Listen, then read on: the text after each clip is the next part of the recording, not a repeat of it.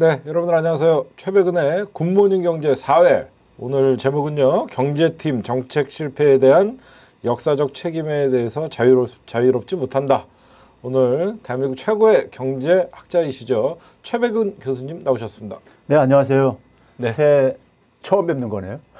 죄송합니다. 예, 아니 그게 아니라 제가 연말에 잠깐 자가격리 상태에 있었기 때문에 뭐 많은 분들은 아시겠지만 뭐 다스베이드라든가 교통방송이 출연자 중에 확진되신 분이 있어가지고 네. 저도 이제 저는 음성 판결 나왔는데도 네. 어쨌든 간에도 좀 두고 봐야 되기 때문에 네. 보건소의 지시대로 충실하게 가느라고 좀 늦게 뵙게 됐습니다. 그러니까 지지난주에서는 우리 교수님 혼자 하셨어요. 예. 제가 또 어디 조사받을 그렇죠. 때가 있었고 예. 그랬는데 제가 없었더니 조회수가 20만 조회수가 나왔어요. 그래서 제가 그 시청자들한테 좀 비교 좀 해봐달라고 혼자 하는 게 나은지 같이 하는 게 나은지. 예, 저는 그냥 오늘 조용히 하고 같이 공부하도록 하겠습니다. 예. 우리 교수님 어쨌든 새해 복 많이 받으시고요. 예, 감사합니다. 올해도 좋은 말씀 많이 해주시고. 예. 뭐 시청자 여러분들도 건강하시고요. 건강이 제일 최고니까요. 예. 그리고 방역에 모두 동참해 주시기 바랍니다. 네. 어쨌든 오늘 방금 우리 대통령께서 신년사에서 확장 경제를 하고 1분기에 다 투입하겠다 그런 얘기도 좀 하셨어요. 그 많은 국민들이 요즘 사실 대통령이 너무 보고 싶었거든요.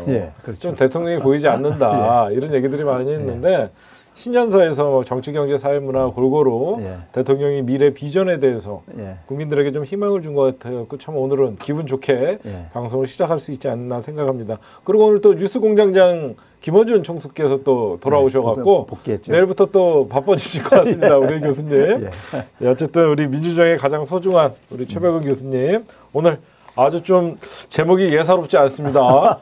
누군가가 아마 좀 끔찍끔찍 좀 놀라는 사람들이 좀 있을 것 같은데 대한민국 경제팀의 경제 정책에 대해서는 우리 교수님 볼 때는 엄연한 실패다라고 지금 판단을 하시는 건가 봐요. 그렇습니다. 네. 사실 신년사를 저도 이제 잠깐 좀 느낌을 좀 말씀드린다면요. 네.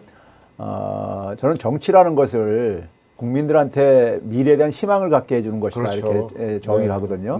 경제는 이제 서민들의 마음을 편안하게 해주는 것이고 이렇게 정의를 하거든요. 그런 점에서 적시에 나타나셔가지고 국민들한테 어쨌든 간에 좀 국민들이 참 어떻게 보면 참 힘들거든요. 지금요. 힘든데 오늘 키워드를 보게 되면 이제 회복, 자신감을 표현해줬어요. 자신감을요. 그러니까 지금 우리 이제 코로나도 사실 이제 그러니까 고비가 넘어가고 있고, 그렇죠. 어제 이제 500명 밑으로까지 떨어지고 그러니까 이제 자신감을 이제 그러니까는 이제 드러냈고, 저는 그 임시선별 검사서 저도 2번이나 이용해봤는데, 그거 굉장히 굿 아이디어 같아요. 그게 소위 말해서 상반기에 소위 K 방역을 만드는 것에 소위 뉴 버전인 것 같은데, 그래서 그거 하는데. 근데 거기 계신 분들 완전 이 엄동설 안에 너무 고생하시네요. 맞아요. 그래서 제가 거기 2번이나 저도 이용을 해보고서는 감탄을 한 게, 야, 대한민국 진짜 대단한 나라다. 대단한 나라다라는 걸 느꼈어요. 그걸 여기서 금세 끝나요. 금세 끝나고, 그걸 바로 그 다음날 통보해주고, 해주고 그러는데 그분들의 어쨌든 건 헌신적인 봉사 없으면은 사실은 어려운 거죠. 근데 작년에 이제 그러니까 대통령께서 무슨 화두를 던졌냐면요. WHO라고 세계 보건기구라고 있죠. 보건기구의 총회에 이제 그러니까는 물론 이제 비대면이었지만 초청받아가지고 그 당시 연설을 하시면서 던진 화두가 있어요. 굉장히 저는 중요한 화두를 던졌는데 언론에서 이제 그거를 그러니까 별로 이 조명을 안 해주고 그러는데 그때 이제 표현했던 게 뭐냐면 모두를 위한 자유라는 표현을 썼어요. 굉장히 중요한 용어예요. 저같이 오랫동안 공부한 사람 입장에서 볼 때는 굉장히 많은 게 함축되어 있는 말이에요. 모두를 위한 자유라는 게. 그러니까 이제 그동안에는 우리가 소위 말해서 우리가 누리고 있는 자유민주주의라는 게 개인주의의 바탕을 두고 있는 거거든요. 개인주의의 바탕을 두고 있는 것은 모두가 동시에 누리는 자유보다도 각 개개인들의 자유에 초점을 맞추고 있는 거잖아요. 그렇죠? 근데 그게 이제 그것도 경제 지위 고하에 따라서 그 누리는 자유가 달라질 것이고. 그렇죠. 그리고 이제 대전제가 뭐냐면 개인의 그러니까 그 존엄함을 추구하는 것이 다른 사람한테 방해가 안 된다는 것을 전제로 하고 있는 건데 코로나19 재난을 맞이하면서 그게 사실은 무너져 버렸어요. 개인주의가. 그리고 코로나19 재난에서 보여준 건 뭐냐면은 혼자만 그러니까 자유로울 수는 없다. 모두가 그러니까 함께 자유로울 수밖에 없다. 이렇게 그랬어요. 그럼 모두가 함께 자유로우려면은 핵심적인 게 뭐냐면 연대의 정신입니다. 연대의 정신이요. 그게 이제 올해 신년사에서도 그대로 묻어났어요. 그러니까 지금 회복 우리가 로 지금 터닝 포인트가 이루어지고 있다. 그래서 이제 올해 이제 그러니까 원래 IMF 같은 데서도 올해 이제 1분기 되게 되면은 네. 우리나라는 이제 그러니까 경제 규모가 경제가 코로나 이전 상태로 가장 먼저 회복되는 나라 중에 하나가 될 거다 이렇게 네. 얘기를 했었어요. 네, 네. 그러니까 이제 거기에 이제 그러니까 그 자신감을 보여주셨고 네. 그리고 이제 그렇지만 그렇게 회복이 되지만은 계층별로 많은 국민들과 차이가 있는데 네. 그걸 이제 다 이제 끌어안고 가겠다. 그래서 이제 그런 점에서 연대를 또 이제 굉장히 중요시 여겼고요. 그래서 네. 전국민 고용보험제라든가 이런 것들을 그 미진하지 않게 부족하지 않게 이제 챙기겠다는 이제 이런 얘기도 말씀을 하셨고 그러면서 이제 그러니까 도약을 만들어내겠다. 이제 그래서 이제 소위 선도국가로 이제 그러니까 도약을 만들어내겠다는 이런 자신감을 이제 보여줬다는 점에서 적시에 굉장히 국민들한테도 국민들이 좀 많이 불안해하고 좀 이제 힘들어하는 부분에 대해서 지도자로서 그러니까는 전달이 될 메시지를 저는 분명히 전달했다고 보고 있고요. 회복 도약 포용. 회복 도약 포용이죠. 포용이라는 그걸 이제 감싸는 게 제가 볼 때는 이제 그러니까 아까 앞에서 얘기했던 모두를 위한 자유 이 개념 속에 다 포함되어 있습니다. 모두를 위한 자유. 연대. 제가 이제 오늘 준비한 자료는 말씀하셨듯이 지금 이제 많은 국민들의 관심이 4차 재난지원금에 지금 3차가 오늘부터 이제 실시되고 있는데 소위 3차는 이제 선별이죠. 2차 때랑 똑같이요. 그러니까 4차를 가지고 민주당 내부에서조차도 전 국민한테 이번에 주자 이런 목소리가 이제 상당히 많이 나오고 있는 상황이죠. 있더라고요, 그런데 이제 홍남기 부총리는 여전히 그러니까는 선별 입장을 고수를 하고 있는 이런 상황이죠. 아직까지는요. 그래서 좀 이 부분을 좀 이제 그 양반은 왜 그러는 거예요? 자꾸 곳간의 주인이라고 생각하나? 자기가? 그렇죠. 그 법적으로 보게 되면은 이 기재부가 사실은 재정을 그 편성을 하고 사용을 하고 모든 것에 대해서 독점적인 권한을 갖고 있어요. 그동안에 너무 쌓여있던 적폐네 지금. 그렇죠. 근데 이제 저는 그게 그동안에 사실 우리가 그동안에 이제 외면하고 살았던 건데 그게 소위 말해서 늘공들이 그러니까는 정권 말에 그러니까 힘을 발휘할 수 있는 하나의 요소가 바로 거론되어 있는 거예요. 그래서 아마 이 정부에서는 정부가 들었을 때는 이 예산처에 대한 그러니까 분리 문제가 저는 공론화될 것 같아요. 지금은 이제 그러니까 기재부로 다시 돌아가 있는데 예산을 과거에 그러니까 이제 이걸 이제 청와대로 이제 그러니까는 예산처를 분리하는 거 예산처 분리가 아마 제가 볼 때는 다음 대선에 그러니까 주요한 하나의 이슈가 되지 않을까. 그러니까 예산이라는 게 굉장히 중요한 하나의 재정 자원을 어디다 쓸 것인가 하는 이런 문제거든요. 이 문제를 그동안에 이제 국민들이 이 늘공들이 관료들이 독점적으로 이 권한을 사용을 하면서 거기에 굉장히 이제 지치고 짜증도 나고 그러면서 이제 그러니까는 그게 제가 볼 때는 시대적인 하나의 화두로 이제 등장할 수밖에 없을 거라고 보고 있고요. 그래서 예산 권한을 그러니까 적어도 예산 편성 권한은 적어도 이제 청와대는 결국 이제 선출직 저거니까요. 그래서 국민의 뜻에 따라서 예산을 그러니까 편성할 수 있는 이런 방향으로 전환이 저는 불가피하다고 보고 있고요. 어차피 국회의 심의를 받는 거니까요. 그렇죠. 저는 거기서 더 나아가서요. 청와대로 돌아가면서 예산처를 그냥 방치하면요. 또 관료들이 그걸 다 해요. 그렇죠. 근데 그래서 제가 이제 국가재정위원회라는 걸 좀 만들자. 대통령 밑에. 그래서 거기에 이제 각 분야의 부문을 대표하는 그래서 교육계라든가 무슨 뭐 복지 뭐 이런 쪽 각계 분야들이 참여해가지고 소위 우리 주민참여예산제라는 거 가끔 보셨죠. 지역에서 보게 되면요. 주민들이 그러니까 참여해서 예산을 편성하는데 참여하는 이런 것인데, 그러니까 국민들한테 그러니까 예산 편성을 그러니까 좀 돌려주는 거죠. 그런 이제 그러니까 변화가 저는 필요하다고 생각이 들고요. 그런 점에서 아마 홍남기 씨가 기재부가 굉장히 그러한 변화에 저는 기여를 한 측면이 있다. 굉장히 초대 예산처장 저는 국가재정위원장 같은 거. 아닙니다. 그런 거 저는 관심 없고요. 자, 그래서 이제 이 재난지원금에 대해서 좀 이제 평가를 한번 정리를 많은 분들이 선별과 이제 그러니까 전국민 지원하는 거하고 선별 지원을 잠깐만 대립적으로 이해들 하시고 계시는데 이제 그런 문제가 아니거든요. 이게요. 그런 문제가 아닌데. 자, 예를 들어서 이제 우리가 이걸 어떻게 이제 코로나19 재난을 우리가 어떻게 대응할 것인가를 판단하려면은 코로나19 재난이 이게 사회 경제적으로 어떤 영향을 미치고 있는가를 잠깐 우리가 좀 볼 필요가 있어요.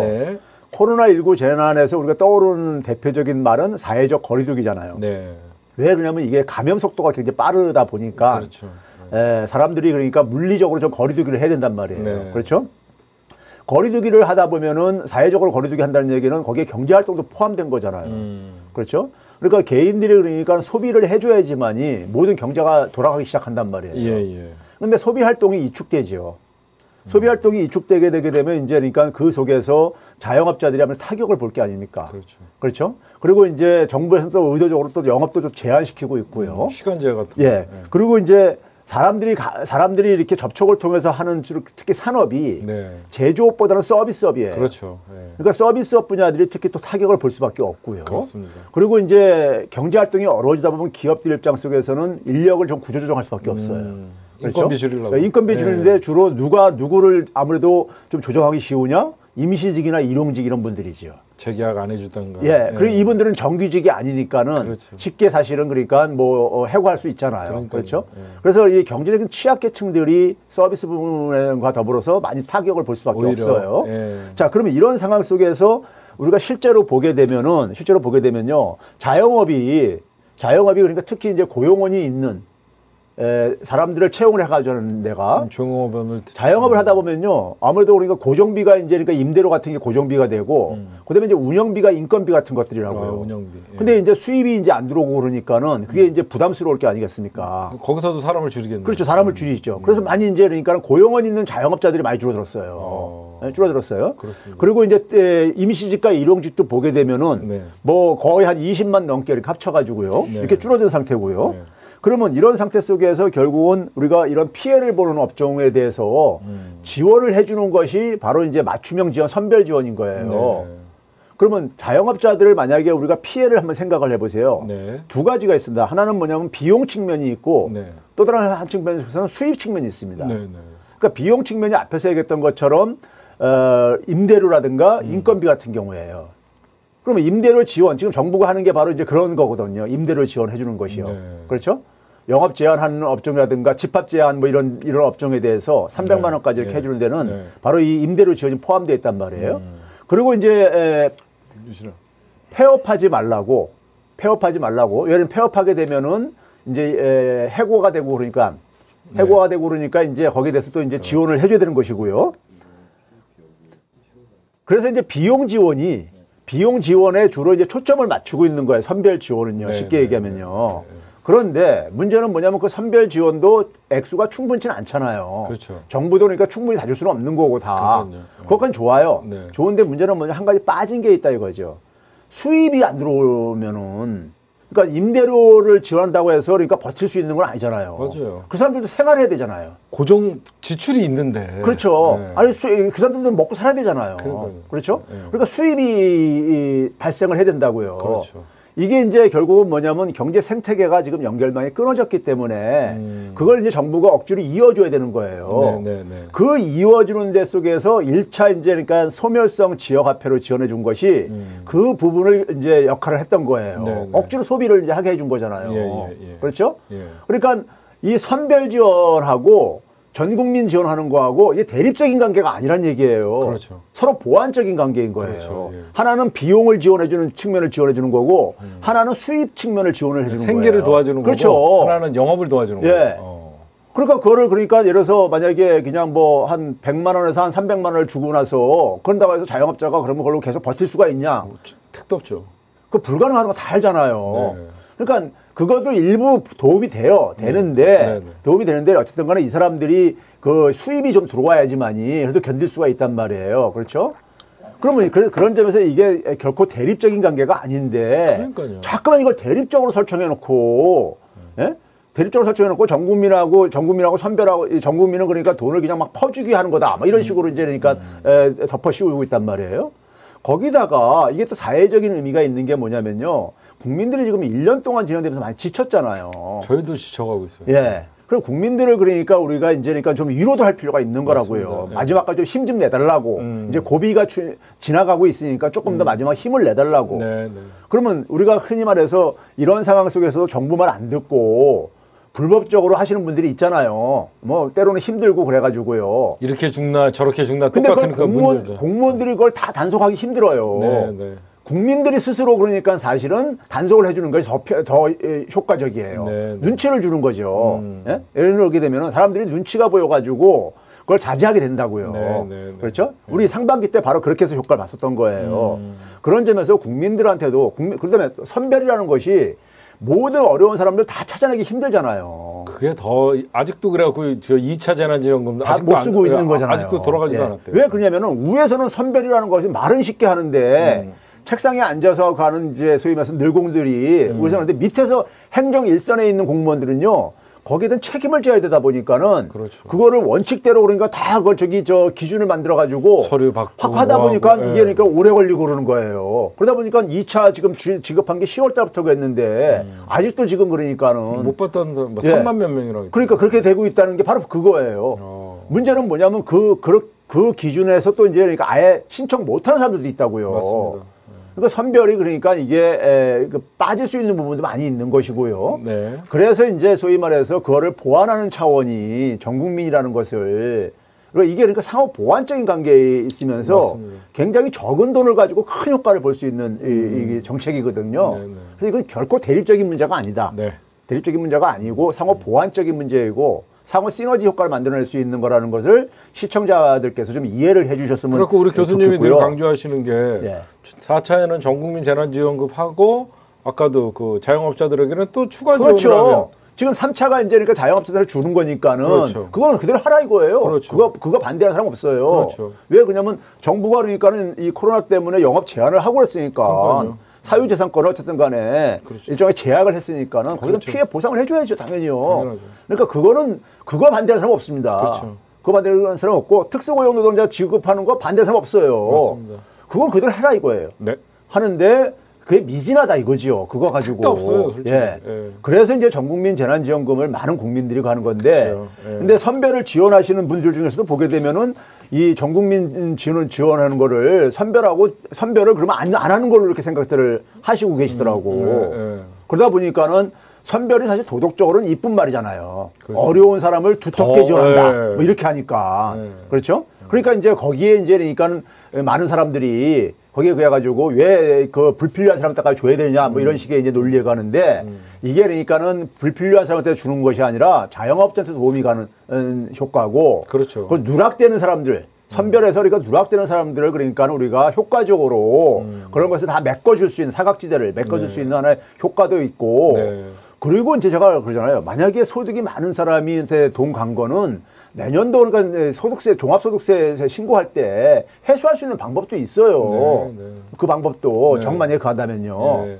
근데 저는 뭐 이런 상황 속에서는 다 주면 좋다고 생각하는 게 세금들 다 내잖아요. 전체 국민들이. 아니 그러니까 저는 대한민국에서 그 지원금 필요 없는 사람 없다고 생각해요. 그러니까 지난번에 1차 때 우리가 검증했잖아요. 많은 사람들이 다시 그러니까 그 당시 이제 기부를 하는 걸 선택하게 했는데 기부하는 사람 별로 없었잖아요. 안 찾아가는 사람들 자체가 많았어요. 그게 해봐자 한 1천억 원 정도 됐습니다. 1천억 원. 예, 저도 안 찾았습니다. 그 얘기는. 예. 자, 그래서 이제 제가 이제 구체적으로 네. 그 효과를 제가 좀 이제 그 얘기해 볼게요. 네. 재난지원금이 이제 계층별 이제 그러니까 가계 소득에 어떻게 영향을 미쳤는가를 우리가 검토를 할 수가 있어요. 네, 네. 자, 보시게 되면요. 코로나 이전에 문재인 정부에서 그러니까 이게 이제 2019년 이제 박근혜 정부 말때하고 예. 문재인 정부 말때를 비교한 겁니다. 네네. 근데 전 계층에서 다 소득이 증가했잖아요. 여러분들 노란색이 문재인 정부고요. 예, 파란색이 박근혜 정부예요. 정부입니다. 예. 전체 가계가 다 소득이 증가했잖아요. 와. 예? 그러니까 소득의 양극화 뭐 그런 걸 떠나서 전체가 증가했네요. 그렇죠. 예. 그러니까 소위 소득조 성장 정책의 효과인 거예요, 솔직히요. 네, 네, 네. 예, 이게요. 네, 네. 그런데 이제 우리가 1분기 지난해 1분기죠. 네. 코로나가 코로나가 1월 하순 때부터 이제 터졌잖아요. 네, 네, 네. 그때 쭉 보시게 되면요. 자, 봐보세요. 저기 보시게 되면은 맨 밑에 하위 10%, 하위 20%, 하위 30%가 다 마이너스로 들었었잖아요. 네, 네, 네. 소득 증가율이요. 왼쪽에 표를 보시게 되면 마이너스 8.3, 마이너스 1.6, 마이너스 0.5요. 네, 여러분들 왼쪽 전체 평균하고 왼쪽 이렇게 박스 마크 있는 거. 예. 그러니까 저소득층이 그러니까 소득이 후퇴를 하고 있다고요. 예, 예, 이제 코로나가 터지면서요. 그렇죠. 그렇죠?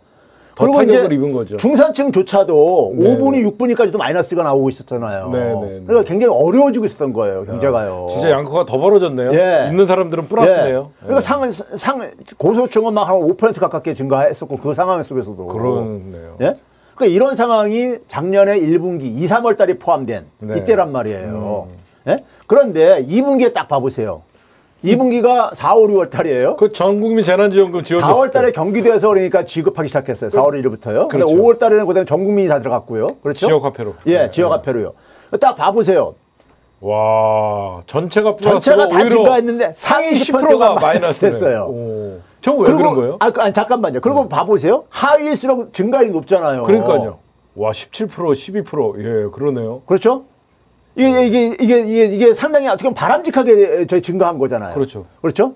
근데 여기서 이제 보게 되면은 전체 평균이 3.5%가 증가했는데 네네. 저기 한 8분위까지는 네네. 평균보다 높게 증가한 거예요. 그렇네요. 전체 국민 가계 중에 80%는 그러니까 더 혜택을 받다는 얘기예요. 근데 바람직한 거 아니에요, 사실은요. 너무 좋은 거죠. 우리가 뭐 10대 99, 40 이런 사회에서 살고 있다 보니까는 그렇죠? 상위 10%가 왜 다소 이제 그러니까 마이너스 0.4% 줄어들었냐면요. 임대소득? 예, 그런 것들입니다. 그 이제 재산소득 이런 것들이 영향을 좀 미친 거예요. 미친 거고. 자, 2분기에 굉장히 바람직한 모습이 나왔죠. 이게 5월달, 6월달 전국민 재난지원금의 효과예요. 실제로 보게 되거든요. 그러네요. 소득의 그 내용을 들여다보면 이게 소위 말해서 전국민 재난지원금 효과라는 게 딱 나와요. 우리 교수님이 이런 확실한 데이터로 하니까 조중동이 교수님은 못 가더라고요. 그러니까요. 저는 그러니까 근거 없는 얘기를 안 해요. 그러니까요. 예, 나쁜 놈들 이런 거에 기사도 안 쓰고. 예. 기사는 안 써요. 아니, 그럼 반박 못 하겠으면 기사를 써야 되는데. 그러니까 아예 그 논란을 일으키지 않아요. 그러니까 그냥 딱 이렇게 저기 딴 데 쳐다보고 있는 거예요. 예, 못 본 척. 예, 3분기 딱 봐보세요. 3분기요. 이게 선별적 재난지원금 나간 거예요. 이제 그렇죠. 그때 보시게 되면은 확 떨어지네. 5, 6, 7 중산층이잖아요. 5, 6, 7이 중간에 있는 마이너스 기 나오잖아요. 미드필드가 막 무너졌네요. 예, 중산층이요. 그렇죠? 다시 상위층이 증가하고. 왜 그랬냐면요. 2차 때 선별이 그러니까 소위 말해서 이 소득 수준 가지고 선별한 게 아니에요. 예를 들어서 자영업자가 1,000만 원 받은 사람이 900만 원으로 줄어들면 지원받은 거예요. 그렇죠. 예? 많이 벌던 사람이 100만 원 정도 매출이 줄었는데도. 그렇죠. 그리고 이제 애들이 초등학교, 중학생이 있는 집안은 무조건 다 준 거고요. 그렇죠. 소득과 관계없이요. 그러니까 소득과 관계없다 보니까 저런 결과가 나온 거예요. 되게 가구 원수가 많은 게 주로 뭐냐면 중상위층이 많아요. 그렇죠.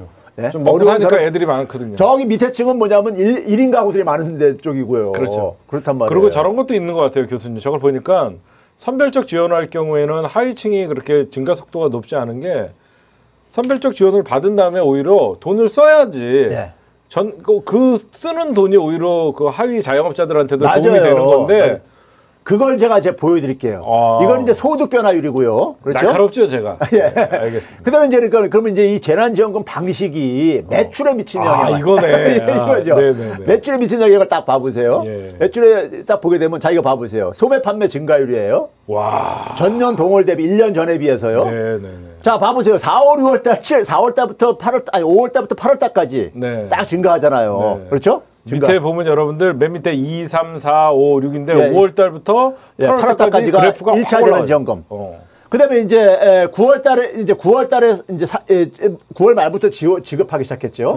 그 추석 수요로 잠깐 9월 달에 증가했던 거예요. 장 보고 그러니까요. 그렇죠. 예. 근데 이제 본격적으로 이제 2차 선별로 지원된 게 10월, 11월 달에 쓰잖아요. 네. 근데 10월 달, 11월 달에 봐보세요. 마이너스로 다 떨어지잖아요. 그 효과가 없다고 봐야 되네요, 오히려. 돈이 돌 수 없는 게 임대료 지원하다 보니까 임대업자한테 주고 그 임대업자가 그걸 소비를 합니까요? 저축이나 그러지. 그러니까 돈이 안 돈 거예요. 더군다나 11월 달에는요. 그 당시에는 거리두기도 강화가 안 됐었고 코리아 셀 페스트도 저희 진행됐던 데예요. 그렇죠. 막 소비 장려하고 소비 쿠폰 마크하고. 그렇죠. 근데 더 떨어지잖아요. 11월 달에요. 참. 기재부가 그때 뭐라 했었냐면은 저게 11월 달께 최근에 나왔어요. 기재부가 뭐냐면 아직 효과를 판별하기 힘들다. 아직 자료가 더 나와야 된다 했는데 11월 달께 딱 나온 거예요. 나오니까 더 이상 할 말이 없는 거야. 예? 제가 그래서 저걸 공개하니까는 기재부가 그러니까 지금 입을 다물고 있는 거예요. 자신들이 그러니까 좀 더 두고 봐야 된다. 이런 얘기 했는데 11월 달 거 뚜껑을 딱 여니까 더 하락했어요. 네네. 그래 이게 돈이 안 돌아서 그런 거예요. 안 도는 방식으로. 그리고 아까 제가 했듯이 비용 중에 일부는 지원이 됐지만은 수입이 안 발생하는 거잖아요. 그래서 소상공인들이 1차 때 방식으로 줘라 하는 게 1차 때는 선별과 전 국민을 같이 결합해서 했었어요. 그러니까 수입도 늘어나니까. 예. 그때도 마찬가지로 소상공인들한테 지원해 줬었어요. 맞습니다. 그때도요. 1차 때는요. 별도로요. 1차 때는요. 1차 때에 정답이 있었던 거예요. 그러니까 정답이요. 왜 안 하는 거야? 그놈의 그 국가 부채 비율 40%. 예. 자, 그래서 예. 아유. 이건 이제 전월 대비, 앞에 달 대비해서 네, 한번 봤어요. 앞에 달 대비해서 보게 되면은 11월 4월 달 같은 경우는 이제 앞에 달들이 다 마이너스 하다 보니까 기저효과 좀 올라갔다 하고. 네. 근데 이제 4월 달에 5.3% 올라갔는데 그것에 비해서 5월 달에 4.6이나 올라갔으니까 네. 많이 올라간 거죠. 네. 플러스에서. 근데 9월 달에 마이너스로 떨어진단 말이에요. 네. 근데 10월 달에, 아니, 10월 달에 이제 마이너스 떨어진단 말이에요. 근데 11월 달에 더 떨어져. 앞에가 마이너스면은 그래도 플러스로 반전되기 쉽거든요. 예. 더 떨어졌단 말이에요. 그러니까 실제로는 한 2% 하락한 거예요. 9월 달 대비해서는요. 그러니까요. 계산을 해보니까. 네. 그러니까, 이 그 수입에는 하나도 도움이 안 된 거예요. 그러니까요. 수입에는. 비용의 일부 지원에 도움이 됐는지 모르겠지만. 잠깐 임대료 한 달치 지원해. 예, 그거 하는 걸로. 네. 그러니까 그래서 뭐냐면 저거를 우리가 반대하는 게 아니라 이거예요. 그렇죠. 근데 저거 플러스가 있어야 된다 이거죠. 그렇죠. 플러스가. 뭔 말인지. 예. 이제 그게 정책적으로 검증이 됐잖아요. 네. 그래서 시청자 여러분들이 선별하고 전 국민을 대립적으로 이렇게 싸워할 필요가 없다. 예? 선별은 선별대로 하라. 그렇죠. 예? 그리고 전 국민한테 줘서 좀 보완을 해라 이렇게 얘기를 그렇죠. 해야 되는 겁니다. 예. 자, 그다음에 이제 이게 이제 성장률에 미친 거예요. 성장률에 미친 건데, 자, 우리가 2분기 때요. 2분기 때 우리가 소위 말해서 이제 전 국민한테 줬을 때예요. 그렇죠? 좌측 상단이요, 여러분들. 예. 네. 자, 지난해 연말을 100으로 놨을 때 경제가 얼마나 이제 회복되기 시작하는가를 보는데 한국이 95.6으로 저 밑에 쭉 나는데 봐보세요. 제일 높잖아. 핀란드가 그 다음이네요. 예. 1위네, 우리가. 그럼 1위 했으니까. 와, 근데 이거 뉴스에 안 해요. 이 새끼들. 와. 예? 저기 G7 평균이 한 87.7. 이야. 우리하고 격차가 확 벌어졌던 거야. 2분기 때. 와. 저게 전 국민 재난지원금에 기재부가 맨날 강조하는 게 뭐냐면 성장이잖아요. 근데 성장에서 완벽하게 그랬잖아요. 걔네들 맨날 성장률 보는데 저렇게 성장했는데도 그 미국하고 격차가 마이너스 6.8%를 격차 벌여놓았던 거예요. 그러니까요. 예? 그런데 3분기에 딱 봐보세요. 우리가 97.5로 갔어요. 네. 예? 좀 회복 조금 더 된 거죠. 네. 근데 미국 같은 경우가 96.5까지 회복이 돼. 엄청난 격차가 확 줄어들어 버렸잖아요. 돈의 힘이구나. 그게. 예.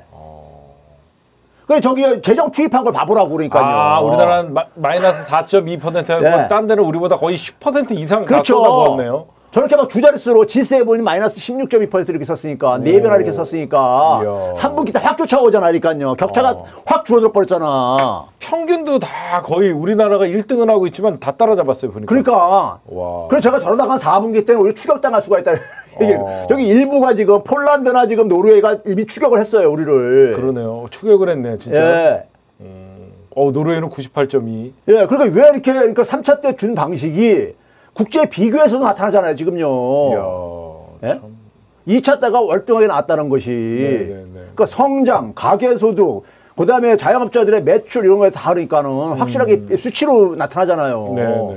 정책은 과학이에요. 쓸데없이 근거 없는 그러니까 소신을 얘기하게 되면 여러 사람 피곤하게 만들어요. 많은 사람들. 예?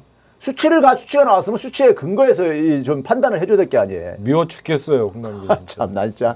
예, 그렇죠? 성장이 이렇게 참 이제 이렇게 성장률에서 이렇게 나왔다는 얘기고요. 예, 그렇죠? 자, 그 다음에 이제 봐보세요. 이제 조세원에서 이제니까 보고서가 나왔잖아요. 요거는 조만간, 제가 특종을 잡았습니다. 잡아서, 우리 최백은 교수님이 분석력을 통해서 여러분들 기재부가 조사원 보고서를 조작했다라는 흔적이 있습니다. 그래서 그거는 제가 조만간 우리 최백은 교수님과 진짜 이 경제부 관료들 이거 진짜 제대로 한 방 매길 수 있는 준비하고 있겠습니다. 이게 기재부가 이제 소위 말해서 기획해서 용역을 준 거예요. 네. 이 과제를 좀 해달라. 그렇지. 기회 자신들이 좀 해달라. 그렇죠. 자신들이 이제 원하는 이제 저거를요. 그 조세원에서 이제 보고서가 9월달에 나왔고 12월달에 최종 보고서가 나왔어요. 네. 나와가지고 여기 대해서 논란이 많이 있었죠. 있었는데 자, 이 조세원의 보고서의 문제가 뭐냐면요. 네. 이 사람들이 뭐냐면 2018년까지 자료를 가지고 보고했어요. 코로나랑 저랑 상관없잖아요. 아니 그때 첫째는 금액을 봐보세요. 금액이 그러니까 그 당시는 뭐냐면 이제 그러니까 코로나하고 관계도 없었지만은 지역별로도 지역사랑 상품권 일부에서 일부 지역에서 조그맣게 이제 지자체 예산을 가지고 했던 거예요. 저희 인천 같은 경우는 한 5억 원 정도. 예? 근데 2019년부터 이제 그러니까 소위 뭐 전국으로 이렇게 이제 중앙정부가 이제 지원을 하기 시작해요. 2019년부터요. 그럼 2019년 자료도 있고 2020년 자료도 있는데 그걸 빼고 2018년까지 자료를 써. 아, 지금 2019년 자료는 우리 교수님이 추가로 한 거고 지금 기재부가 용역을 줘서 조세현에서 한 거는 2018년까지. 엄한 자료를 저거 왜 이래 했대? 그러니까 금액이 적으니까 효과가 없겠죠. 없게 나오려니까. 그렇지. 실질적으로 2019년에 엄청난 국가의 지원이 가서 그 효과를 봐야 되는데. 그렇죠. 지원 가기 전에 2018년 자료 갖고 효과 없다. 예. 진짜 사기친 거네요. 그렇죠. 그러니까 이게 지금 한번 봐보세요. 그다음에요. 1인당으로 보게 되면요. 지자체별로 인구가 틀리잖아요. 2018년 기준. 예. 인천 같은 경우는 1인당 170원. 170원. 예. 2018년에. 지역 그러니까 저거 가지고 무슨 효과가 있겠어요. 170원 누가 썼는데도 티도 안 나고. 예. 그러니까 많이 쓴 데가 저기 보시게 되면은 경상북도가 4만 한 4천 원 정도. 예? 저것도 큰 돈이 아니잖아요. 그러니까 기본적으로 금액이 적어가지고 효과가 나타나기 힘든 자료를 쓴 거야. 이런 식으로 전문가들이 하면 안 되는 건데 이게 기획과제다 보니까는 기획을 하라 그랬더니 조작을 했네요. 2019년하고 20년 자료를 쓸 수 없으면 이해하는데 자료가 다 있는데 안 쓰고. 그것도 2020년 상반기 건 좀 썼어야 되지 않아요? 그러니까 그게 이제 똑같은 그러니까 국책 연구기관인 한국 지방행정연구원이라고 있어요. 네네. 거기서는 20년 자료를 써가지고 정반대 결과가 나왔어. 그렇게 했어야죠. 그러니까 상식적이죠. 돈을 줬는데 왜 효과가 없겠어. 지역화표를 주게 되면요. 쓰는데. 2018년 자료 그건 나쁜 놈들이 아니에요. 그러니까요. 예? 그래서 이게 지금 자료를 자체를 굉장히 욕먹을 짓을 했다.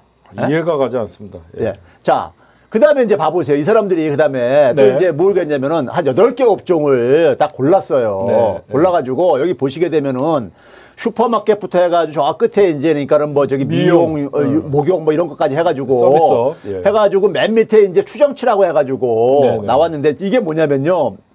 지역화폐를 그러니까는 지역의 소득 대비 한 1% 지원했을 때 얼마나 증가하느냐를 이제 분석한 거예요.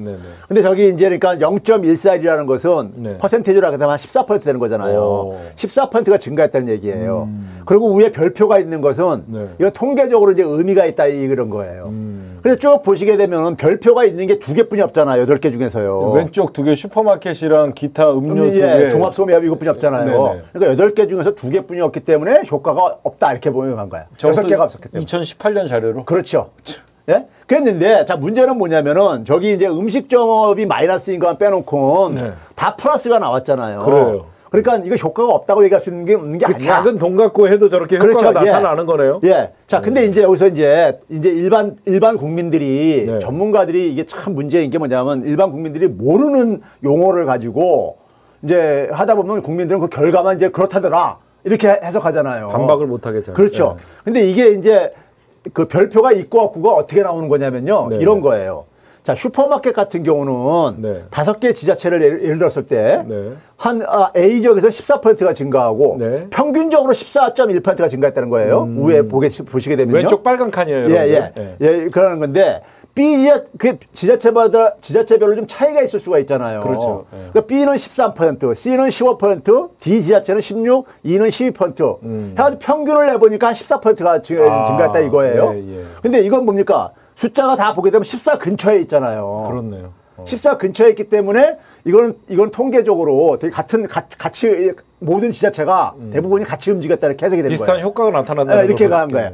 근데 거꾸로 이제 그 밑에 이제 예를 들어서 담배 소멸 같은 경우는 저기 별표가 없는 데잖아요. 그렇네요. 네? 없는 데는 뭐냐면 이렇게 됐다는 얘기예요. 쉽게 해서 A는 그러니까 39%가 나타나고 엄청 증가하는 B는 26%가 나타나는데 CDE는 하나도 저기 증가한 게 아닌 거예요. 다른 CDE 지역은 증가가 하나도 없었다. 예, 그럼 그렇게 되면 5개 중에 3개가 가잖아요. 네, 그래서 그러니까 그러면 효과가 없다. 통계적으로 저기 의미가 없다. 이렇게 쓰는 거예요. 네. 근데 CDE는 왜 0이냐면은 돈이 워낙 적다 보니까는 아까 막 130원 예. 담배 한 간 못 사잖아요. 우선순위가 사람들이 돈이 있으면은 쓸 돈이 있으면 우선순위가 있잖아.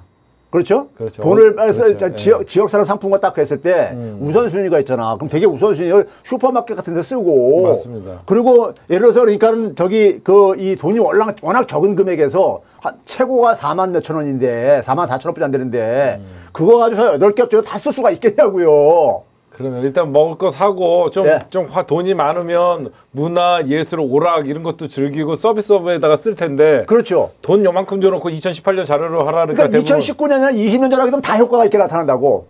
다 쓰니까. 100만 원이니까. 근데 워낙 이제 2018년까지 돈이 적으니까는 그러니까요. 쓰는 데만 그러니까 일부 쓴 거야. 4만 원 갖고 저걸 어떻게 다 씁니까? 그러니까요. 그러다 보니까는 이게 그러니까 평균적으로 보게 되면 3개 지역에서는 하나도 안 증가했고 2개 지역만 쓴 걸로 나타나니까는 그럼 이거 통계적으로 이거 별로 효과가 없다는 걸 의미한다. 나쁜 놈들이네. 이런 식으로 간 거예요. 이런 거를 일반 국민들은 알 수가 없잖아요. 그냥 효과 없다 이렇게만 기억하는 거죠. 기자들도 그러니까 그거 효과 없다 그것만 보도하고 앉아있고 기재부 자료 거기 출입기 기자들 거기 보도 자료만 베껴갖고 그렇죠. 이러면 안 되죠. 세계적 석학 최백은 교수님. 참나. 야, 오늘은 좀 화나는 일인데 교수님이 그래도 이게 어이가 없어갖고 웃는 모습이 더 슬픕니다. 참. 자, 거기다 또 한 가지가 이제 뭘 또 그랬냐면요. 이 사람들이 쓴 게 이거였었어요. 이제 지역화폐를 주게 되면은, 자, 경기도에서 지역화폐를 줬어요. 예? 그러면 경기도 주민들이 다 그걸 경기도에서만 쓸 수 있게 됐잖아요. 그러니까 서울에서 못 쓰잖아요. 지역화폐는요. 그렇죠? 그러니까 경기도 주민들이 서울에서도 소비를 하고 그러는데 그 소비가 줄어든다 이거예요. 평상시에는 그러니까 경기도에서 소비하고 서울에서 썼었는데 소비가 줄어든다 이거예요. 그래가 서로가 상쇄가 돼가지고 그럼 서울에서 만약에 지역화폐를 주게 되면 서울 사람들도 경기도에 가서 안 쓰고 서울에서만 쓰게 되다 보니까 경기도에서 쓰던 것들이 그만큼 줄어든다 이거예요. 말이에요. 그렇죠. 그런데 그런 식으로 논리를 만들어요. 논리를 만드는데 근데 이제 문제는 뭐냐면은 자, 인접 지역의 매출이 줄어든다 그러는데 인접 지역이 아니라 되게 어디가 피해 보겠습니까? 저 지역화폐는 소상공인들한테만 쓸 수 있게 했잖아요. 그렇죠. 그럼 되게 뭐냐면 대형 유통 이런 재벌들이 소비가 줄어들어요. 그래서 그거를 인접 지역이라고 한 거야. 인접지역이라는 용어로 이렇게 그걸 만드는 거야. 막 경제지들이 아니 누가 경기도에 사는 사람, 강원도에 사는 사람이 누가 저 경기도 가서 소비를 하고 누가 그래요? 실제로 얼마나 출장 갔다가 거기 가서 그러니까 짜장면 먹을 수는 있죠, 점심을요. 그렇죠. 근데 평상시에 그러니까 누가 저 슈퍼마켓 가는데 거기까지 물론 인접지역에 사는 사람은 그럴 수 있지만은 아주 서울과 경기도에 일반적인 사람들 다 경기도에서 소비하지. 그렇죠? 근데 그걸 인접지역에 소비에 피해를 입힌다 이렇게 해석을 한 거야. 그러니까 그게 백화점이나 대형 유통 백화점 여기에 이제 피해가 간 게. 그걸 돌려서 얘기하네. 그렇죠. 그런 식으로 용어를 만든다는 거야. 논리를. 와. 그러니까 이게 분석 기간, 연구 방식, 그다음에 해석 다 틀려, 다 사기다 이거예요. 이야. 예? 그렇죠? 그래가지고 이런 식으로 개인 지역화폐 발행하는 비용만 더 든다. 예? 저 고소해야 되겠네. 그러면서 또 뭐라고 했냐면요. 기존에 우리가 중소기업부에서 발행하는 이 전국에 이렇게 재래시장에 쓸 수 있는 거 있죠. 지역 상품권인가? 예, 그거 있어요. 온누리 상품권. 예. 그걸로 통일하는 게 좋다. 근데 온누리 상품권하고 지역화폐하고 할 때 일반 국민들이 볼 때 어느 게 더 편하죠? 지역화폐가 더 편하죠. 온누리 상품권은 그 전통시장에서 뿐이 못 써요. 그렇죠. 예.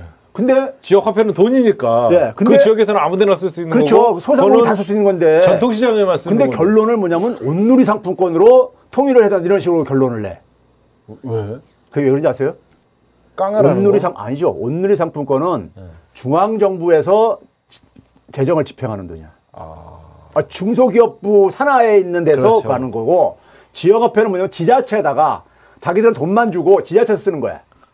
지네가 생생내려고 그렇죠. 하는 거네. 그 지역사랑, 온누리 상품권을 발행하는 재단에 예. 거기 이사장이 되게 기재부 출신 관료들이 이사장으로 내려가. 예. 자기네들이 돈 쓰니까 자기네들이 생생낸다 이거네. 그렇죠. 그러니까 아무 관련도 없는, 그러니까 온누리 상품권 다 갖다가 거기다가 그걸 결론을 내버려. 아니 당연히 그건 누가 봐도 지역화폐가 좋잖아요. 그러니까 더 편의성이 간데도 불구하고. 그러니까요. 그러니까 도대체가 이런 식으로 그러니까 보고서를 만들어 가지고 예? 했단 말이에요. 자, 그래서 여기 한번 봐보세요. 이게 인접지역하고 이제 저걸 보기 위해서 제가 두 개 이제 대표적으로 백화점하고 슈퍼마켓하고 비교를 했어요. 예. 자, 5월부터 8월이 그러니까 그 1차 재난지원금 줬을 때잖아요. 네네. 그렇죠? 근데 백화점 한번 봐보세요. 저기 그 코로나가 발생하기 전인 2019년도에는 네. 되게 다 플러스로 그래도 증가하고 있잖아요. 네네네. 근데 지난해 2020년 코로나가 발생해서 다 마이너스로 갔잖아. 백화점은요. 네네네. 그러니까 백화점은 울상이 돼버린 거죠. 그렇죠. 근데 슈퍼마켓은 봐보세요. 마이너스로 가다가 다 플러스로 반전하잖아. 지역 화폐. 예, 지역 화폐 덕분으로. 그러니 당연히 어떻게 하겠어요? 백화점이나 이런 데가 울상을 할 게 아닙니까? 네. 그렇죠. 그래서 실제로 보시게 되면은 이게 뉴스예요. 2020년 5월 달에 보게 되면은 이런 식의 뉴스가 터져 나왔었어. 대형마트 협력업체 주관한다. 그러니까 뭐냐면은 대형마트에서 못 쓰게 했잖아, 지역화폐를. 그러니까 협력업체가 주관한다고 해가지고 대형마트에서 쓰게 해주라고 이런 식으로 이제 간 거야, 이제.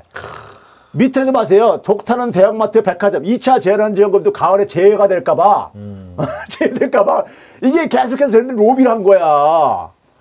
진짜 너무하는 그러니까 것 같아요. 유통 재벌들 백화점이 그러니까 피해 보는 거예요. 피해를 봤을 뿐이지 좀 네. 지원 대상에서 재해가 되다 보니까. 근데 그걸 인접 지역이 피해 본다고 이렇게 저걸 갖다가 이렇게 쓴 거야. 더욱더 웃긴 건요, 교수님 제가 요즘 다녀보면요, 딴 데는 막 인원 제한하고 거리두기 하죠. 네. 백화점은 그런 게 없어요. 그렇죠. 백화점은 수백 명이 들어오는데 제대로 방역도 이루어지지도 않고 그냥 에스컬레이터 그러니까 일반 국민들이 모르는 게요. 모르는 게 이 늘공들을 보게 되면요. 정치인들을 이 손바닥 놓고 갖고 노는 게 뭐냐면은 특히 경제 같은 경우 잘 모르니까 정치인들이 어떻게 하냐면요. 정치인들은 되게 이제 단기적으로 뭐 가시적인 성과를 막 이제 보여주고 싶어 해. 그러니까 단기 성과를 낼 수 있는 정책을 근데 그게 이제 부작용이 심한 것들을 이렇게 막 애들 막 해. 하는 거 이 부분에 이제 단기 성과에 이제 그러니까 집착해서 하는 경우가 있고요. 또 하나는 뭐냐면은 이 소위 기득권 카르텔의 로비를 엄청 받아요, 관료들이요. 맞습니다. 그 사람들의 논리를 아주 교묘하게 반영을 시켜가지고 논리를 포장을 해가지고 그래요. 그래서 이게 제가 늘 얘기하는 게 뭐냐면 정치인들도 경제 이런 걸 알아야지. 알아야지 사람도 거기 맞춰서 쓸 수 있는 것이고 모르면은요 그 관료들의 그러니까 사탕 발린 식의 얘기의 논리에 휘둘려져요. 휘둘려진다고. 그래서 이 로비가 엄청 안 들어오겠어요? 그러니까요. 재벌들 로비가요? 예? 국회의원 뭐 하여간 고위 공직자들 로비 엄청 들어옵니다. 청와대 섞어요. 예. 그 사람들은 예? 그래서 이제 그래야 된다는 얘기고요. 그다음에 우리가 지금 이제 4차 재난지원금 얘기 나오잖아요. 네. 근데 우리가 기업하고 은행들한테 네. 우리가 지원을 하는 거를 잠깐 좀 상기를 시킬 필요가 있어가지고 네. 우리 이제 이 외환위기 터졌던 때가 97년 말이잖아요. 네, 네, 네. 그때 이제 기업들이 막 부도나고 쓰러지고 그러면서 공적 자금을 엄청 투입하기 시작해요. 네, 네. 그렇죠? 네. 그 공적 자금이 한 168조 7천억 원이 투입됐습니다. 네. 네? 이 기업들, 특히 재벌 기업들이. 그러니까 기업 살리려고. 중소기업들은 안 살려요. 그렇죠. 쓰러져봤자, 죽어봤자 별 효과가 저게 미치는 영향이 크지 않다고 해가지고. 중소기업들 도산해가지고 중소기업 사장들 있잖아요.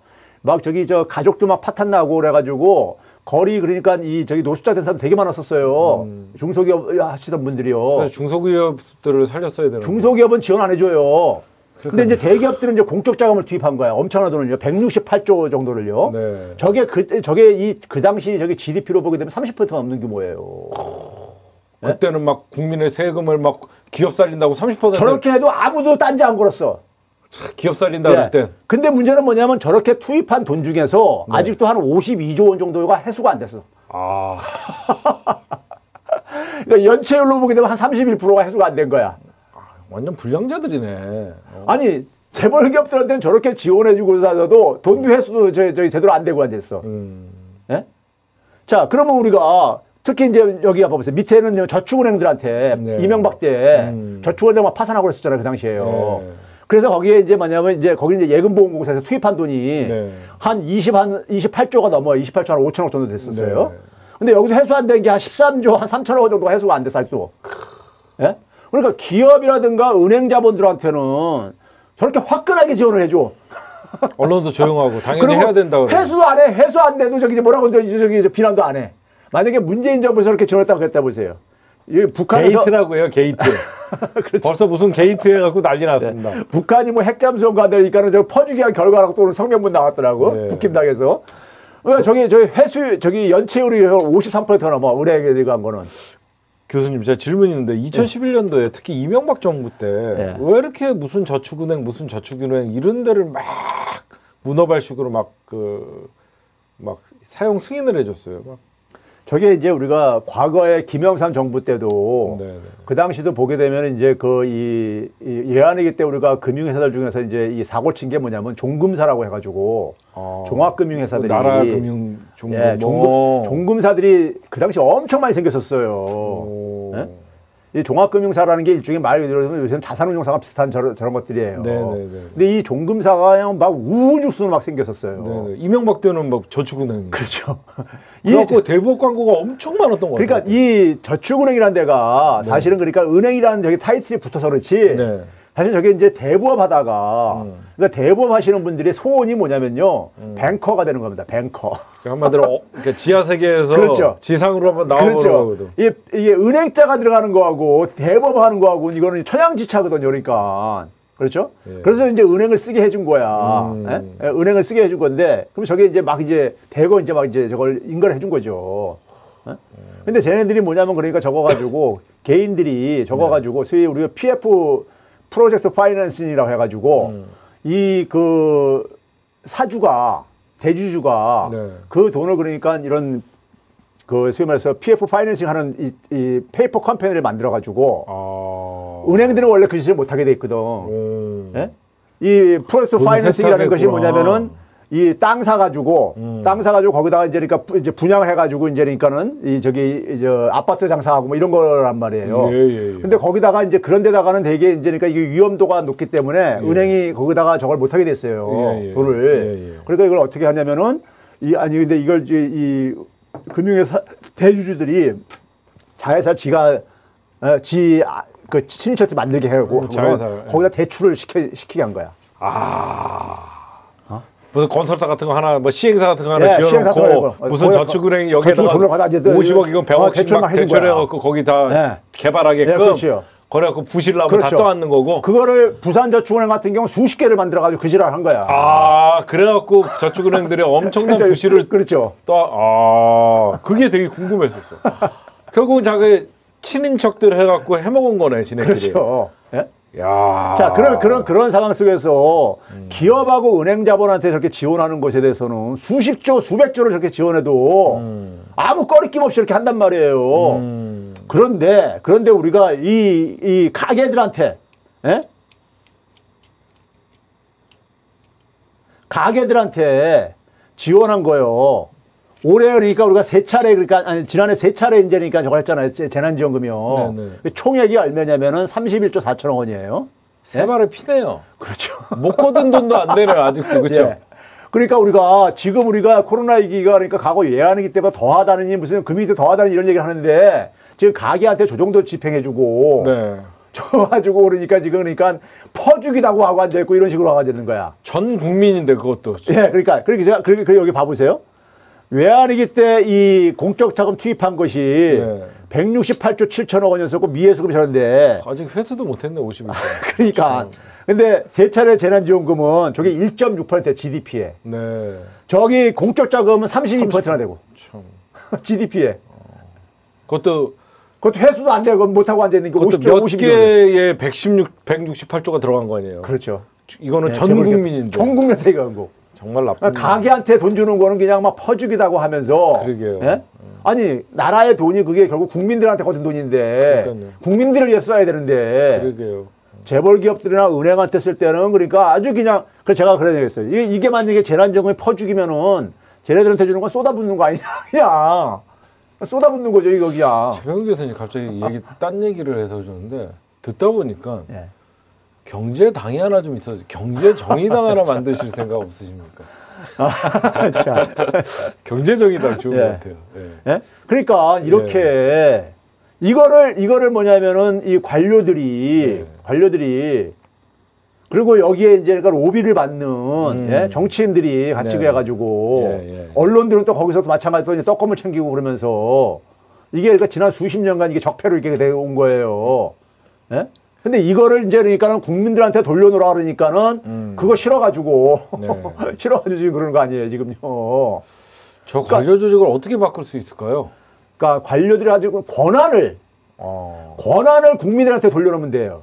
어떤 식으로요? 예를 들어서 우리가 지금 그러잖아요. 부동산 문제 얘기할 때 임대사업자들한테 임대사업자들 많은 특혜가 가고 있잖아요. 그 임대사업자 특혜가 이게 대표적인 게 뭐냐면 종부세를 면제를 해줘 임대사업자들은요. 그렇죠.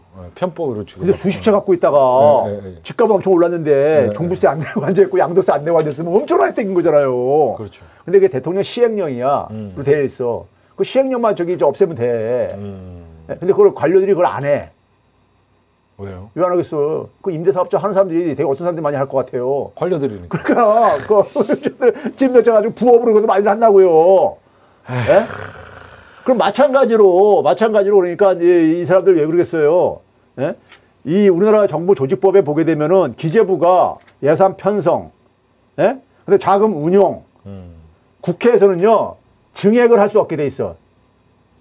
예? 그리고 기재부가 감액은 할 수 있어. 감액은 할 수 있어. 그 대신 국회는 추경의 권한은 있죠. 그렇죠. 예? 추경 안 되는데 정부가 내게 돼 있지. 그것도 편성하는 거는요. 그렇죠. 그 추경 자체가 기재부에서 그렇죠. 하는 거구나. 거기다가 뭐냐면 조세 세금도 기재부가 갖고 있고. 그러네요. 다 갖고 있어.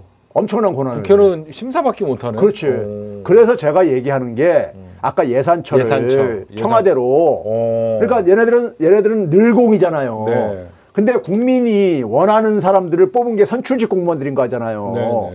청와대는 자기가 국민들한테 그러니까는 심판받은 걸 가지고 승인받은 걸 가지고 정책에다 그걸 반영시켜야 되는 거잖아요. 그렇죠. 공약 내세운 거를. 선출직이니까. 그러려면 자원이 필요하잖아.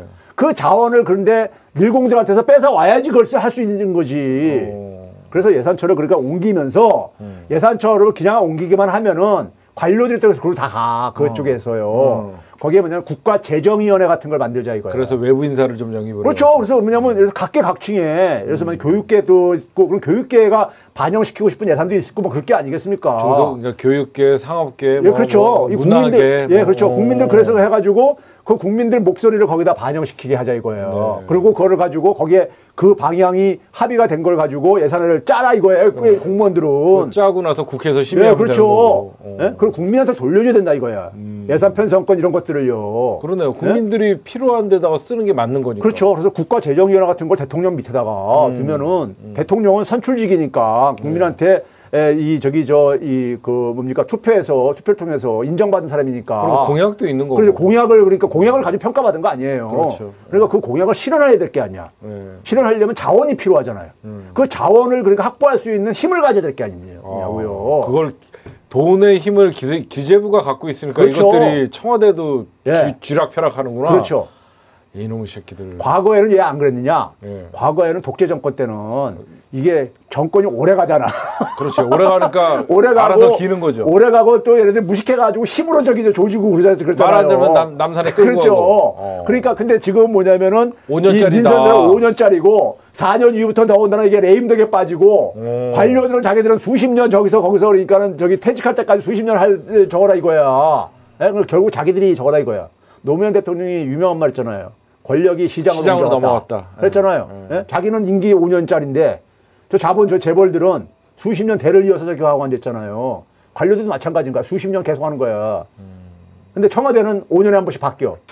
그러니까 저들에게는 다시는 민주당의 정권이 뺏기지 않는다는 어떤 그 강한 메시지도 중요한 것 같아요. 그것뿐만 아니라 관료들은 우리가 테크노크라트를 하잖아요. 테크니션인 거야. 테크니션에 충실하게 해야 되는데 관료들이 정치를 하고 앉아 있는 거야. 맞습니다. 판사도 정치하고 검사도 정치하고 고위공직자도 정치하고 앉아 있는 거야. 요것들이 판세를 읽는 거예요. 그렇지. 아니 자기들 정치를 하고 앉았다니까요. 줄 서고. 정치할 거면 옷 벗고 나가서 선거에 뛰어들어라 이거예요. 대표적인 게 서초동에 있는 멧돼지 한 마리 있더라고요. 예. 아, 정치를 하라 이거에 나가서 옷 벗고. 그렇죠. 근데 왜 국민의 심부름꾼으로 앉아 있으면서 예? 그렇네요. 그럼 거기서 퇴직하고 나서 연금도 받고 그러면서 참나. 예? 그 권한을 국민을 위해서 쓰는 게 아니라 예. 특정 집단을 위해서 이렇게 사용을 하고 앉아 있는 거. 이게 그러니까 우리 사회가 그러니까 이게 수십 년 내지는 그러니까 100년 이상 된 이게 적폐다 보니까요. 예? 이걸 그러니까 이게 지금 그 한두 군데가 지금 저 고칠 때가 아닌 거예요. 예? 그래서 경제의 기득권이 만만치 않습니다. 경제의 기득권이요. 국민들이 경제를 잘 모르고 그래서 그런 건데. 교수님 말씀에 제가 와닿는 게 사람들은 이게 어떤 검찰이나 이쪽에 어떤 적폐도 심하고 힘도 있다고 생각하지만 진짜 무서운 건 기재부 관료 조직들이거든요. 이게 금융위 양뿐만 아니라 모든 걸 다 장악하고 있는 거 저도. 근데 저보고 자꾸 언젠가 자리 한 자리 가는데 저 자리 관심 없어요. 우리 최백은 교수님 이 자리. 자리 관심 없어요. 최백은 교수님 이 자리가 제일 좋은 자리예요. 저는 선생짓 하는 게 제일 편해요. 그래서 재난지원금이 이게 상호 대립적인 게 아니라는 거. 그렇죠. 시청자들이 제발 이 개국본 여기 시사타파 시청자들만이라도 이걸 대립적으로 잠깐만 얘기하지 마세요. 네. 선별은 나쁜 거다 이렇게 얘기할 필요 없다. 그렇죠. 할 필요가 없는 거예요. 보완적 관계다. 그 보완적인 거예요. 피해 더 본 사람한테 더 주고. 그 피해를 아까 얘기했잖아요. 선별은 비용 측면에서 지원해 주는 거다. 그렇죠. 전 국민은 뭐냐면 수입 측면에서. 그렇죠. 그리고 일반 국민들한테 위로 차원에서 이제 이것도 하는 것이고. 그러니까. 또 그다음에 뭐냐면 기술적으로 다 선별을 못 하다 보니까는 그런 사각지대도 그렇죠. 없애기 위해서. 이렇게들 이해를 하셔야 되는 거예요. 그러니까 기본적으로 전 국민 재난지원금은 네. 필수. 예. 이거는 충분. 그러니까 필수적으로 다 줘야 그렇죠. 하고 예. 여기서는 더 필요한 그렇죠. 사람들한테는 미진한 부분을 더 이제 보완하는 그렇죠. 거죠. 보완하는 거죠. 예. 그렇죠. 이렇게들 이해하셔야 됩니다. 저도 엊그저께 그렇게 얘기했습니다. 아, 예. 그렇게 해가지고 제자잖아요. 그렇게 해가지고 민주당에 가서 지랄지랄을 해야 돼요. 예, 지랄지랄 저희가 지랄지랄 해야 돼요. 예. 그래서 예? 이거 아주 쓸데없는 에너지 낭비하면 안 돼요. 네. 예? 이거 가지고 선별이 맞냐 이거 가지고 그러니까 저기 촛불 시민들이 분열되면 안 돼요. 그렇죠. 예. 제가 이 선별로 저 기재부가 그 방향을 정했을 때 네. 국힘당이 원하는 수다. 왜냐하면 촛불 시민들이 분열된다 이렇게 되게 되면. 그렇죠. 갈라치기. 제가 그걸 했었어요. 그 당시에요. 네, 2차 얘기 나올 때. 이게 분열의 누림수가 있는 거예요. 예?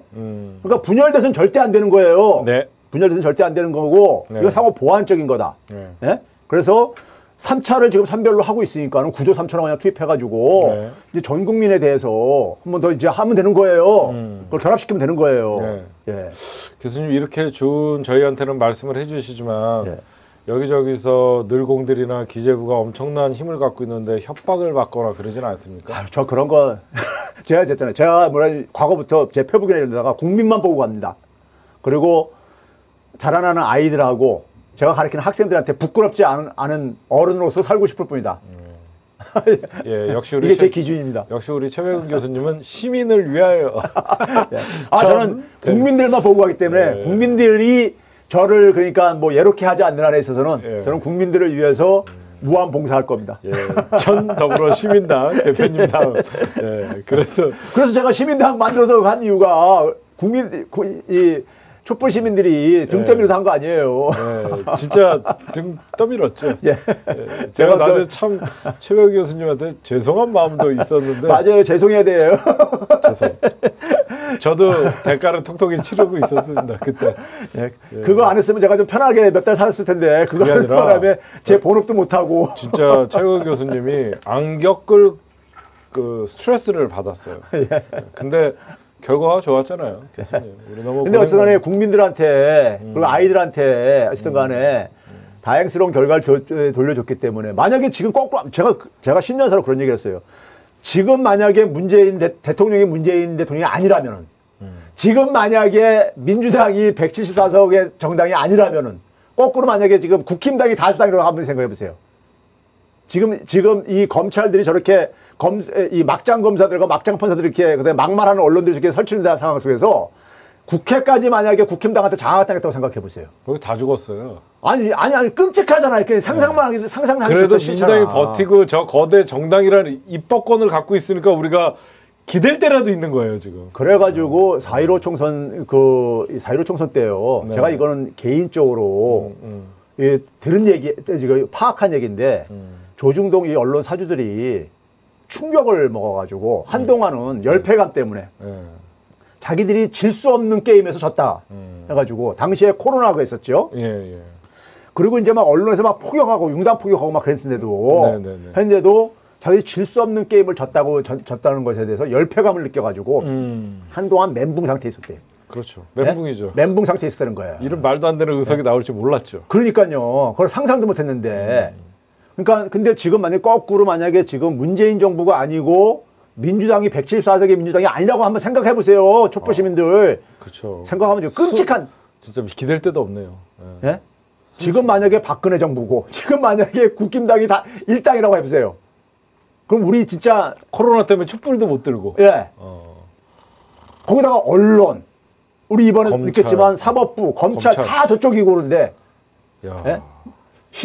촛불 시민 너무 외롭고 너무 힘들잖아요. 예?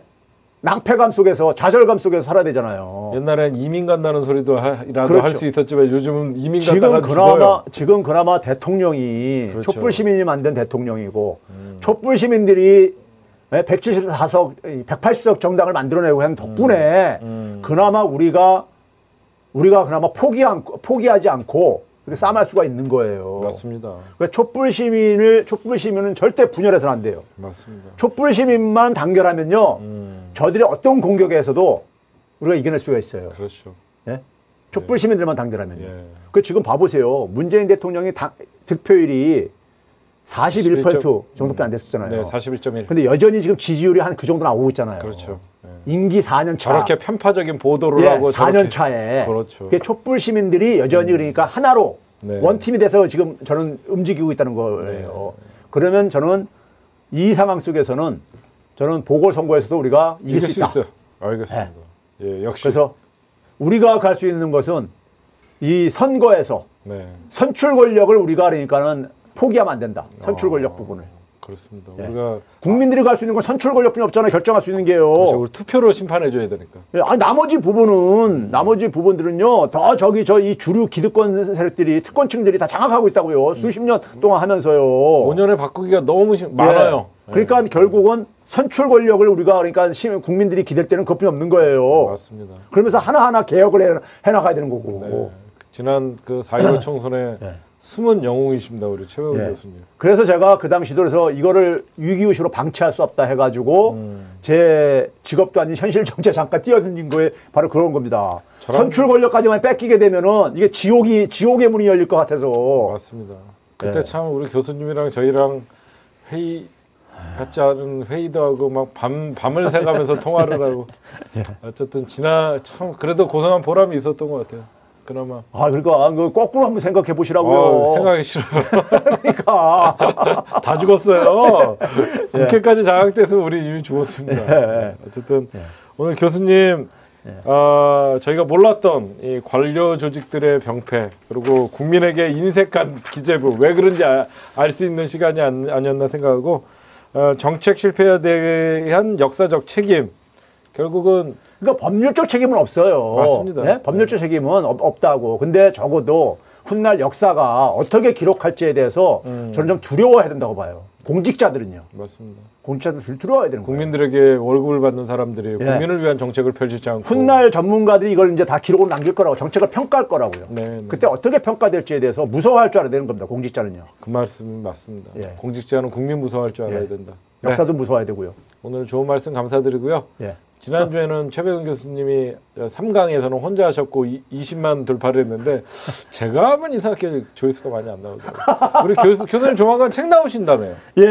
한 1월 한 20일경이면은 이번에 책 제목은 어떻게 되는 거예요? 지금 대한민국 대전환 100년 해설계 해가지고 대통령이 사실 얘기한 얘기 던진 거예요. 지난해. 그 한국형 뉴딜하면서요. 저는 뭐냐면 민주진영에 그러니까 청사진을 다음 민주 정부가 해야 될 일들 어떤 과제를 해야 되는가 예. 이거를 좀 이제 정리를 하고 싶었어요. 좀 전에 나왔던 책은 얼마나 팔렸어요? 많이 팔렸습니까? 한 10,000부 팔렸습니다. 예, 덕분에 시사탑에서 막 으쌰으쌰 해주는 거예요. 아직도 그 책은 여러분들 좀 많이 사셔갖고 호모 뭐더라고요? 엠파티쿠스가 온다. 호모 엠파티쿠스가 온다. 여러분들 아직 못 읽어보신 분들 특히 있으면 자제분들 있는 분들, 젊은 분들은 꼭 좀 한번 읽어보세요. 그 책 아직도 많이 판매 중이니까요. 뭐 사셔갖고 저희한테 보내주면 최백은 교수님 사인을 저희가 받도록 하겠습니다. 그렇게 하겠습니다. 교수님 라이브 생방은 몇 시에 해죠? 금요일 날 8시 반에 해요. 금요일 날 8시 반. 알릴레오 끝나고 나서. 알릴레오 끝나고. 금요일 날 전에 여러분들 금요일 날 8시 반에 라이브 일주일에 한 번 하시나요? 예. 지금 구독자 몇 명이세요? 최백은 TV. 최백은 TV 16만 한 2천 실버 버튼 나왔나요? 예? 실버 버튼. 나왔지 오래전에. 20만 여러분들 최백은 TV 구독 필수입니다. 그리고 이제 최백은 경제연구소의 자료들을 계속해서 지금 올리고 있습니다. 그동안은 저 혼자 했는데 이제는 좀 이제 시민들이 상근직. 연구소를 만들어줘가지고 자료들을 그때그때마다 빨리빨리 좀 이제 제공할 수 있게 됐으니까. 거기 공식적인 후원 계좌도 있나요? 그렇죠.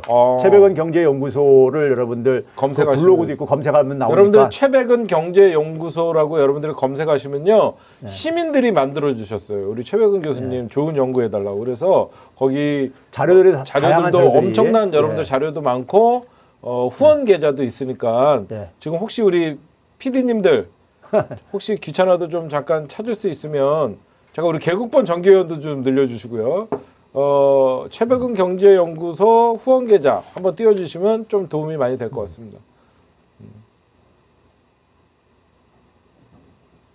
네, 끝나기 전에 한 번에 좀 여러분들 지금 뭐 근데 요즘 워낙 경제가 안 좋아갖고 우리 시민들한테 여기저기 좀 이분들 막 진짜 많은 곳 후원하고 있거든요. 맞아요. 좀 죄송하기도 하지만 다시 근데 촛불 시민들 보게 되면요 어떤 분들 보시게 되면 진짜 제가 너무 감동스럽고 너무 고마워가지고 눈물이 나려고 하더라고요. 어떤 분은 이런 얘기도 들었어요. 말씀 먼저 하세요. 그런 분이 한 분 있었어요. 어떤 분이요. 저 최백은 TV를 보고서는 후원금을 보냈는데 5만 원을 보냈어요. 5만 원을 보냈는데 이분이 자영업을 하시는 분이야. 네네. 근데 자영업 굉장히 어렵잖아요. 네. 자기 일주일치 점심값이래. 점심 안 먹고 보낸다는 거예요. 그래서 내가 바로 뭐라고 답장을 했냐면요. 아니 이건 나는 그래도 월급 받는 사람이기 때문에 괜찮다. 돌려줄 테니까 계좌번호는 다시 보내달라고 했는데 이분이 그 남긴 메시지를 아예 없애버리고 나가버렸어. 그러니까 이분한테 사실 5만 원은 진짜 피 같은 돈이 아니 일주일 동안 점심을 안 먹고 그 점심값 줄여가지고 저한테 이제 보내준 거예요. 나 그거 보고서 내가 눈물이 나가지고 너무 미안해가지고 내가 뭐라고 그래서 그러고 나서 내가 돌려주겠다니까는 아예 딱 끊어버리고 차단시켜버리고서는 저희도 그런 경우 좀 많았어요. 어떤 분들은 본인 비정규직인데 한 달 내내 일해봐야 월급 120만 원인데 자기는 거기서 10분의 1, 12만 원을 12군데 시민단체 우리 10% 12만 원, 그 120 중에서 12만 원을 빼갖고 12군데 뭐 유스타파, 개국본 뭐 이런데 그런 분들이 계시더라고요. 그런 거 보면은 저 같은 사람 진짜 더 정신 차려야 돼. 그래갖고요. 저는 항상 제가 시민단체 대표지만 절대 시민들 돈 우습게 하지 말아라. 그래서 단 10원도 저희는 개국본이 이제 곧 1월 29일이면 1년이거든요. 시민들 돈으로 회식 한 번 해본 적이 없어요. 다. 하여튼 이런 우리 시민들이 있기 때문에 문재인 정부가 지탱하고 우리 교수님 앞으로 좋은 일 많이 하여간 저는 뭐 촛불 시민과 함께 할 거고요. 그다음에 특히 어려운 일에 제일 선두에 항상 있겠습니다. 고맙습니다, 교수님. 예, 감사합니다.